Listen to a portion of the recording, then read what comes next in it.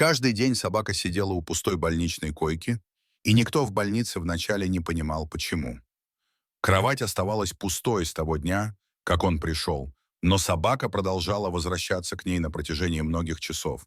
И только потом медсестра наконец-то обнаружила шокирующую причину такого поведения собаки. Анна, медсестра, бегом направилась к пустой палате с слезами на глазах. У нее по-прежнему был телефон приставлен к лицу, и человек на другом конце линии с нетерпением ждал, сможет ли она найти собаку. Конечно, собака находилась в пустой палате, и когда Анна увидела животное, она наконец-то смогла ответить человеку на том конце линии, что все в порядке. Она могла прийти сейчас, и они смогут все решить. Анна уселась рядом с собакой и начала гладить ее. Теперь она наконец поняла его загадочные причины. Но почему собака сидела рядом с пустой больничной кроватью каждый день? Почему Анна так эмоционально отреагировала и что вообще делала собака в больнице? Собакам в больницах обычно не рады, и в этом плане больница в Северной Дакоте не была исключением. Но однажды ситуация изменилась, и им пришлось изменить неписанное правило ради одного особенного пушистого джентльмена. Причина его присутствия, вероятно, была очень важной, чтобы руководство больницы согласилось с его условиями. Примерно 6 месяцев назад в больнице Северной Дакоты появилась черная лабрадор-собака. Большинство людей, увидевших собаку в начале, думали, что она, вероятно, принадлежит одному из пациентов или гостю. Поэтому они не придавали много значения ее присутствию в больнице. Но, к удивлению, вскоре никто не заявил права на животное. Поскольку владельца собаки не было в больнице, они решили выгнать собаку обратно на улицу. Их решение было основано на том, что они считали, что присутствие собаки может создать риск для пациентов. Люди в зале ожидания не восприняли это решение хорошо, так как им было приятно играть с щенком. Все, кто находились в зале ожидания, были рады взаимодействовать с веселым черным лабрадором. Это касалось людей, испытывающих сильные боли, тех, кто немного болел, а также близких, которые пришли в больницу с друзьями или родственниками. К удивлению, некоторые медсестры также влюбились в животное. Люди в зале ожидания взяли на себя ответственность уговорить директора больницы не отправлять собаку обратно на улицу. Они утверждали, что присутствие собаки поднимает моральный дух пациентов. Вначале директор хотел возразить, но после того, как увидел собаку, играющую с людьми, он не смог сказать «нет». После того, как директор согласился с настоянием людей, первым делом собаку отвели к ветеринару. Животное было тщательно проверено ветеринаром, чтобы подтвердить, не представляет ли оно потенциального риска. Ветеринар пришел к выводу, что регулярные проверки раз в месяц помогут минимизировать риск инфекций.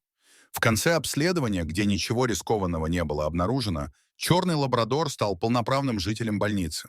Вскоре собаку назвали «Счастье». Именно так она была названа, потому что счастье– это чувство, которое она дарила всем, кто встречался с ней в больнице. Пациенты в ожидании всегда были рады проводить собаку на необходимые прогулки. В результате персонал никогда не беспокоился о том, чтобы выводить ее на прогулки. Самым приятным было то, что инспекторы по охране здоровья и безопасности в больнице смогли мириться с присутствием собаки. Таким образом, черный лабрадор обрел свободу. Все казалось идеальным в отношениях бездомной собаки с больницей. Но было лишь одно, что некоторый персонал считал странным в этой истории. Несмотря на то, что они наслаждались обществом собаки, они не могли избавиться себя от мысли о том, что есть лишь одна вещь, которая вызывала сомнения. Персонал больницы испытывал трудности с отслеживанием собаки в любое время. Они сталкивались с этой проблемой с тех пор, как собака появилась в больнице. Им казалось, что всегда есть период в течение дня, когда собака, казалось, исчезала. Период исчезновения всегда оказался коротким, но это было то, что они считали странным. После некоторого времени бесплодных размышлений о странном исчезновении собаки в это время дня, они стали более любопытными и решили разобраться в ситуации. Им потребовалось несколько недель, чтобы установить, что происходит. В тот роковой день один из пациентов невольно дал им ответ, который они искали. В тот день молодой мальчик, чью мать как раз обслуживали врачом, ждал, когда мама выйдет из операционной. В ожидании он одновременно чувствовал и тревогу, и печаль. Как раз в этот момент он заметил счастье в зале ожидания, и, как обычно, животное своим присутствием трансформировало унылую атмосферу в радостную. Так как собака подняла ему настроение, мальчик, не раздумывая, последовал за ней. Даже когда собака покинула зал ожидания, мальчик продолжил следовать за ней.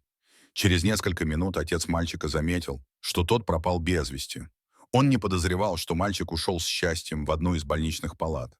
Когда отец заметил исчезновение сына, ему пришлось сообщить об этом персоналу. Сразу после получения сообщения персонал и все доступные люди стали искать его.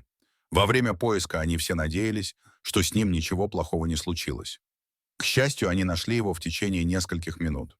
Поисковая группа обнаружила мальчика, ждущего в больничной палате счастья. На тот момент счастье сидело спокойно рядом с пустой больничной кроватью. Положение собаки удивило персонал, так как у них не было никакой идеи о том, что она там делала. Несколько минут они оставались с множеством мыслей и почти забыли о причине своего присутствия там. После нескольких минут отвлечения они собрали себя и отвели мальчика к его отцу, в то время как счастье ушла обратно в зал ожидания. На следующий день после инцидента черная собака снова на короткое время исчезла. На этот раз одна из медсестер, движимая любопытством, решила проверить, где она находится. В то время как любопытная медсестра искала собаку, она заглянула в ту палату, где счастье и юный мальчик были найдены накануне. К своему великому удивлению, она увидела счастье, сидящую на том же месте, глядя на пустую больничную кровать. Открытие медсестры в тот день подтвердило персоналу, что собака всегда находится в пустой палате каждый раз, когда она исчезает. Обнаружение того, куда счастье всегда отправлялось ненадолго каждый день, сбило с толку всю больницу. Им стало интересно, почему именно эта палата. Факт, что палата пустовала на протяжении некоторого времени и была одной из немногих нестандартных комнат в больнице, лишь усложнил ситуацию. Руководство больницы несколько раз приходило к мысли о ремонте пустой палаты, но денег не было. Весь персонал больницы был в смятении по этому поводу, потому что никто из них не мог предположить, что стоит за привычками счастья. Поскольку они не знали загадки, стоящей за тем, что собака уходила в палату, они решили пока держать ее в стороне от этой палаты. Они это сделали, чтобы проверить, смогут ли они изменить привычку. Когда пустая комната была заперта, персонал был удивлен, увидев счастье, каждый день приближающуюся к запертой двери и выказывающую беспокойство. Поскольку привычка, казалось, была неискоренимой, больница решила держать дверь открытой для собаки. Они сделали это, потому что считали, что действия собаки не нарушали работу больницы. После всех событий большинство сотрудников пришло к выводу, что уход в пустую палату– это то, что счастье любило, и это не несет никаких эмоциональных привязок. Но одна медсестра считала, что за ее привычкой могла скрываться какая-то иная причина. Медсестра была так очарована причиной поведения собаки, что начала исследовать ситуацию. Доктор Анна не могла поверить, что единственной причиной, по которой счастье посещало туалет в палате, было ее предпочтение, поэтому доктор начала расследование. Сначала она спросила своих коллег, не видели ли они, как собака ведет себя странно, но никто не видел собаку вообще. Она вскоре обнаружила, что дело обстоит сложнее. Счастье действительно посещало туалет той самой палаты каждый день. Но что она там делала, озадачила Анну. Она никогда не видела ничего подобного прежде, и уж точно не с собакой. Каждый раз, когда счастье входило в туалет, она подходила, чтобы понюхать вспомогательные поручни, висящие рядом с туалетом. Эти поручни помогают пациентам держать равновесие, когда они принимают душ и используют туалет. Счастье продолжало их нюхать. Но что еще более странным обнаружила Анна, так это то, что после того, как она их понюхала, она издавала странный звук, что-то вроде скрипа. Казалось, собака была грустной или плакала. Почему она ведет себя так странно? Подумала Анна. Счастье оставалось в туалете около 10 минут каждый день. Она завершала эти 10 минут громким лаем и какой-то тоской, а затем прямо прыгала на пустую больничную кровать. То, что собака делала на этой кровати, до конца озадачило Анну. Каждый раз, когда счастье находилось на кровати, она, подобно тому, как в туалете, снова подходила и нюхала каркас кровати. «Почему счастье ведет себя так странно?» – думала Анна. Она решила провести собственное расследование. Сначала ей нужно было закончить работу, но потом ей придется заняться исследованиями. В тот же вечер Анна пропустила свою вечернюю рутину – занятия спортом, приготовление ужина и просмотр телевидения. Она быстро заказала что-то поесть в местной закусочной и сделала быстрый душ, а затем села за свой ноутбук. Она не знала, какие термины использовать для поиска в Google, но использовала слова «собака» и странные звуки плача. Сразу не получила желаемый результат, поэтому продолжила поиски. Через несколько минут ей повезло. В какой-то момент она наткнулась на новостную статью о женщине с собакой. Похоже, эта собака действовала странно с тех пор, как ее муж скончался. Это похоже на поведение счастья. Не случилось ли этого и с счастьем? На следующий день Анна пришла в больницу. Она сразу направилась в палату, где счастье всегда сидело. Как и в последние несколько недель, счастье снова сидело на своем месте рядом с пустой кроватью. Анна не только медсестра. Она обучалась в судебной медицине, но не закончила обучение, но приобрела достаточно знаний, чтобы проводить трассологическое расследование. У нее возникло подозрение, что собака улавливает определенный запах, вероятно, своего хозяина. Она прошлась по каркасу больничной кровати, рядом с которой счастье всегда сидело, с помощью ткани. То же самое она сделала и с вспомогательными поручнями в туалете.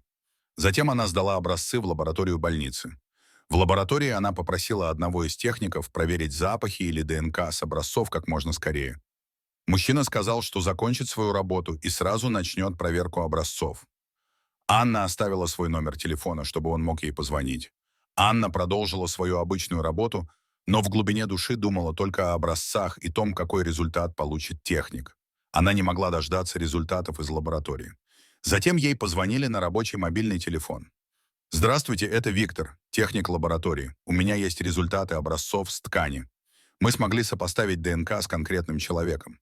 Я думаю, вам будет интересно узнать, кому оно принадлежит и, что более важно, кто является владельцем собаки в больнице». Сердце Анны забилось быстрее.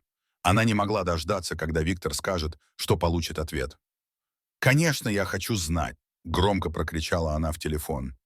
Виктор ответил, улыбаясь, и сказал: «Успокойтесь, я сейчас сообщу. Мы сопоставили ДНК с данными, которые у нас есть в базе данных. Примерно через полчаса у нас было совпадение. Это 88-летний мужчина по имени Артемий Ларин. Он провел 3 недели в больнице, и он скончался в прошлом месяце». «Так вот почему», — подумала Анна. Затем ее подозрения подтвердились. Она спросила Виктора, может ли он прислать ей все данные о мужчине на электронную почту больницы. Виктор мгновенно отправил ее, и Анна сгруппировала данные. Выяснилось, что мужчина умер 22 апреля этого года. Анна захотела найти членов семьи, чтобы передать им счастье. Артемий оказался жить на ферме много лет. Она решила поехать туда сама. Это около получаса езды до фермы. Когда она туда приехала, все казалось заброшенным. Она постучала в дверь. Спустя минуту кто-то открыл дверь. Это была женщина средних лет, открывшая входную дверь.